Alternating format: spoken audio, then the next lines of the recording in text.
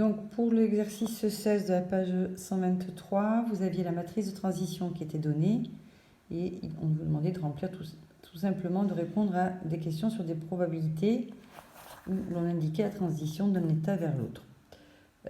Bon, ça c'est juste une question de lecture. Je vous rappelle que dans votre livre, toutes les matrices d'état sont des matrices lignes. Par conséquent, il faut faire attention à cet ordre. En général, c'est précisé dans l'énoncé, donc dans l'exercice type bac, c'est toujours indiqué.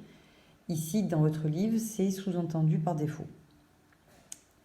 Alors, donc, puisqu'on a une marche aléatoire à 2 états avec cette matrice de transition, je vous rappelle que si vous avez une matrice d'état ligne, la lecture, quand on prend les états A, B dans l'ordre comme je vous ai indiqué ici, vous lisez les probabilités dans ce sens.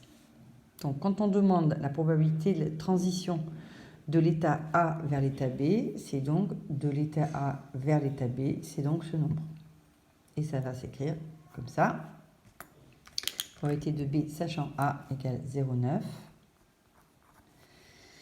Probabilité ensuite de transition, pour la deuxième question, de l'état B vers l'état B. De l'état B vers l'état B, c'est donc 0,6. Et ça s'écrit P de B sachant B égale 0,6. Voilà, je ne pense pas qu'il y ait de difficulté, on l'a déjà travaillé, c'était pour que vous le revoyiez. Et je passe à l'exercice 23. Donc le 23, c'était pas tout à fait pareil, puisqu'on vous donnait, dans le numéro 23, le graphe probabiliste. Donc la marche aléatoire était donnée par le graphe.